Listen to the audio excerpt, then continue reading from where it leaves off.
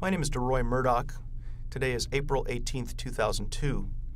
I remember very well where I was on September 11th, 2001. It was an absolutely gorgeous morning. It was a Tuesday, and I had plans to go out to Pittsburgh on a trip for business. And so I got up earlier than I normally do and looked outside. It was absolutely gorgeous. So I sat out on my balcony in the East Village on 4th Avenue between 12th and 13th Streets, right below Union Square. I sat on my balcony editing an op-ed piece. I'm a columnist, and this was a newspaper piece, and I took advantage of the nice weather. And I was just sitting down on my balcony editing this article when suddenly I looked up and saw the silver underside of a giant jumbo jet flying over my building. It was probably not more than about 400 feet high, and the engine noise and the vibrations were actually loud enough to set off car alarms on the street. I thought to myself, this doesn't look right. This plane is not headed towards LaGuardia, which is in that direction. It was heading towards the southwest. And I figured that the plane was having really serious mechanical trouble and probably was heading towards Newark Airport for an emergency landing. I wished the pilot and I wished the passengers a lot of luck because I thought they'd need it. And I thought they'd really be lucky to get anywhere past about 6th Avenue. I kind of braced for an explosion, thinking that something might blow up and possibly have some impact on me. But nothing happened. There was no explosion. I didn't hear anything, and I figured that the pilot somehow or another got rid of whatever his mechanical trouble was and made it to Newark. About 5 minutes later, I started seeing smoke drifting east down the Bowery. I looked down in that direction, and I figured that perhaps it wasn't thick black smoke. It was sort of gray, maybe almost beige smoke. And I figured maybe somebody was cleaning a chimney or something like that, so I didn't give it too much notice. I did, by the way, take a look at the time because I thought that if anything happened, the FAA might want eyewitnesses to report what took place with this accident, if an accident would took place. And so I turned around and looked at my alarm clock. It was 8:46 a.m.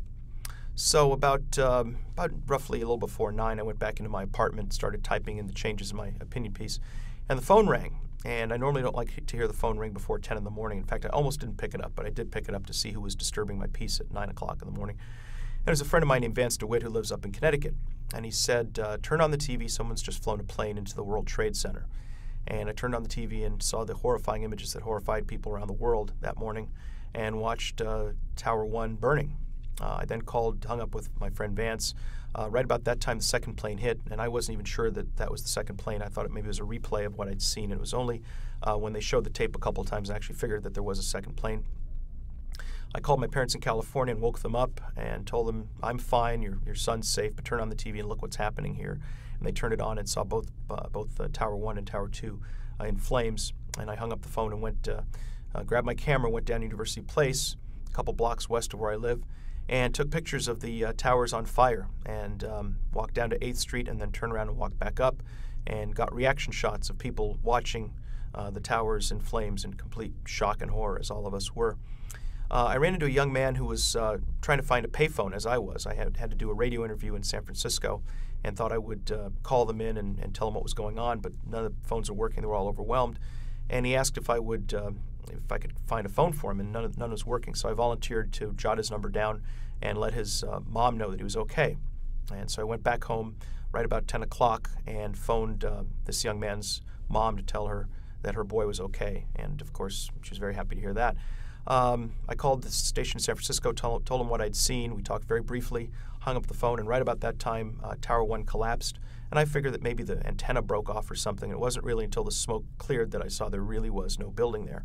And I was completely amazed and shocked, as everyone was.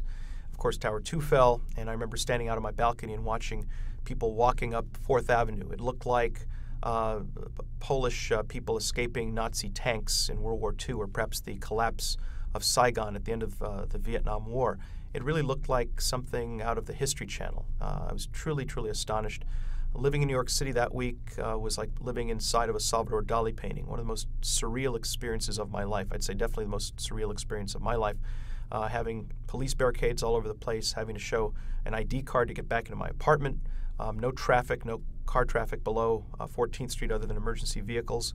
And, of course, all of us walking around in a complete daze, a combination of anger, sadness, and fear at what had happened here. It was an absolutely tremendous day, a horrifying day, an absolutely terrifying week, and something I never will forget. I'm sure whoever's watching this, whether it's in 2002 or many, many years later, this is something that will stay on our minds for a long, long time.